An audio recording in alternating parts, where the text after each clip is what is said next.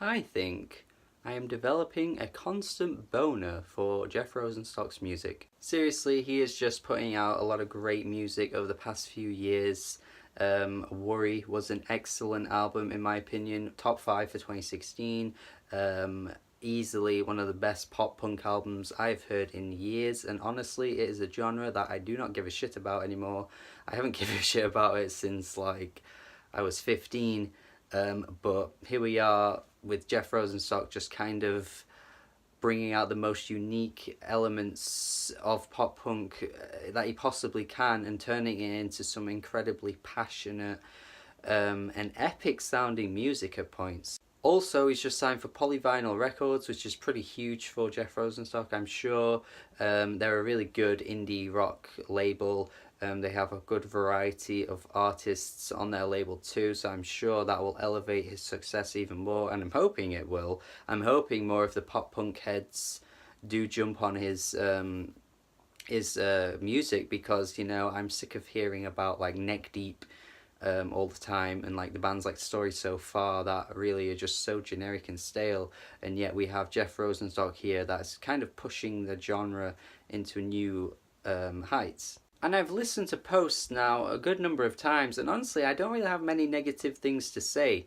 It's really just slightly worse than Worry. Like, that's the only negative I have for this album, because Worry was so incredible to me that I think anything he would have come out with afterwards wouldn't be as good, in my opinion. So here we are with Post, and it's still very, like, really, really, really good, but it's just not as good as Worry. That's really the only negative I have. And a few times on this album we do have a lot of repeated refrains and repeated hooks, like on the track USA, and even that never really gets boring or gets redundant. Like, it's just Jeff Rosenstock belting out like so much passion from his delivery that you're just in awe of it anyway, even if what he's saying might not always be that passionate in itself. He just sells it. But you can tell he has something to say on this album, especially on the track like USA. I do think that he's sort of taking stabs at the way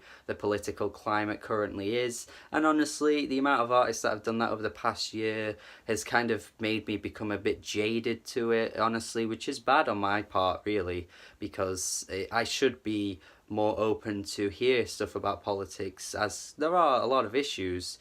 But because so many artists have done it, I'm just kind of like bored of hearing the same things over and over again. But really, Jeff Rosenstock doesn't actually hit that category, in my opinion. I think he actually just shows the sort of feelings people have in music form, in the way he's kind of like screaming in this song. We're tired and bored, we're tired and bored, we're tired and bored. You know, it's a very simple phrase. It's not like he's saying anything new here, but honestly, the way he's saying it really reflects how a lot of people are currently feeling with the way things are in America on both sides of the spectrum. I mean, it's the right and left really that are both having these sort of feelings with each other. It's a shame really that no one can just have a conversation anymore about politics without shouting at the other person, because that's what it just feels like these days.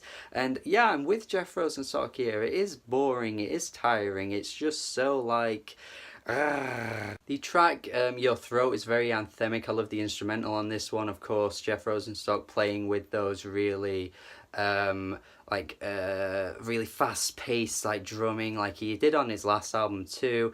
And then of course we do get like the really anthemic hook as well. What's the point in having a voice when it gets stuck inside your throat? The only thing with this song I think is slightly not so good is the verses, where he's really stretching his voice. Like I think he knows that he's not that great of a singer, but it's just kind of funny hearing him trying to like stretch his voice to more than it can be.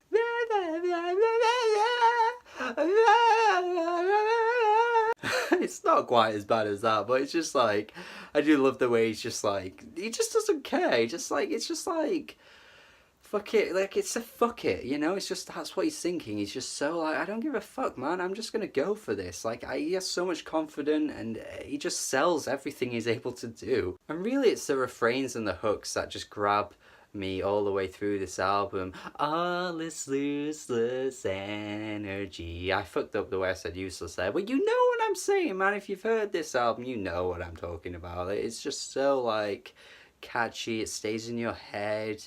Ah, I love him. TV Stars is a track that's got a sentiment in it that's so obvious, but I do think it needs to be said. Like, TV stars just don't care who you are. Like, it's just so simple, so straight to the point. But yeah, it's so true. Like, we put these, like, celebrities and TV people on such a high status, and then when they fuck up, you know, they, like, make these videos. Oh, I apologize to all my fans out there.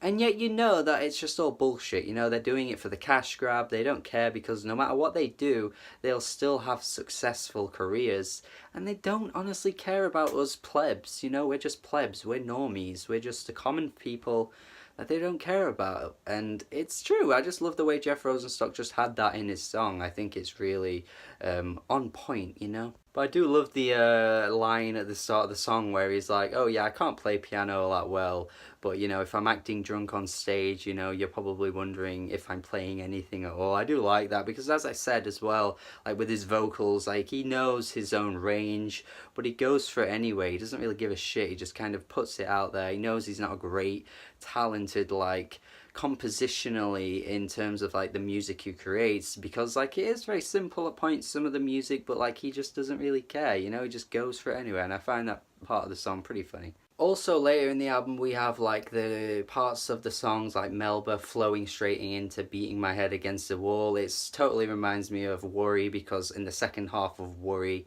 we had all those tracks just throttling through, like pounding through, going into the next track, going into the next track, like it was just constant chaos, and I love that. And I do like that he carried that on this album too. It's just not quite as like exciting, but it's still pretty cool nevertheless. And 9 out of 10, man.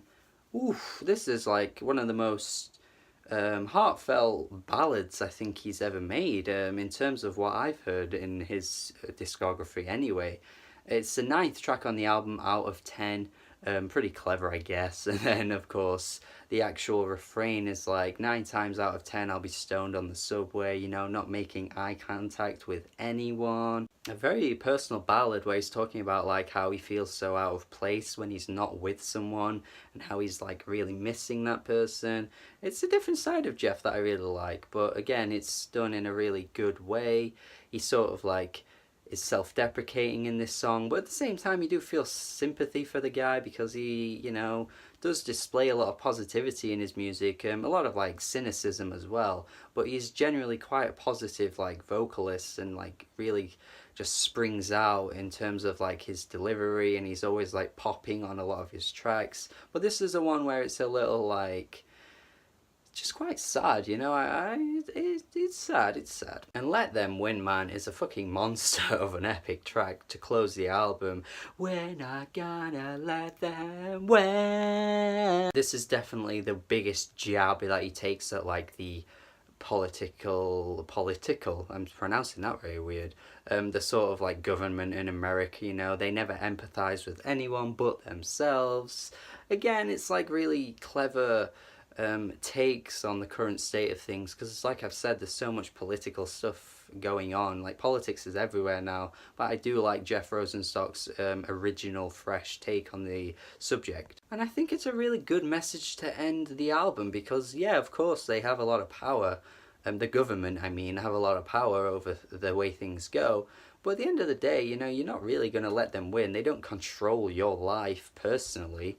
So why bother even like thinking that they can win? You know, you just live your own life, you do your own thing, you don't let them win. You're the one that's going to win in the end. Yeah, I love this closing track, man. I think Jeff Rosenstock killed it here. A lot of the time this music can be quite downtrodden, you know, like you're talking about the way the government is treating people and how people aren't happy with the state of things, but or you could do it on the flip side where Jeff Rosenstock ends it on a really high note, a really like optimistic way to look at the situation. Yeah, this is a really good closing track, and to end off a great album. Seriously, this is fucking great.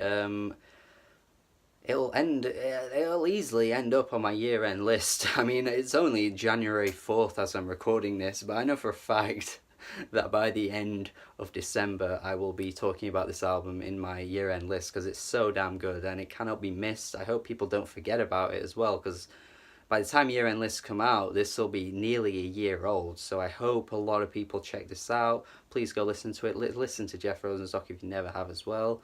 I'm going to say since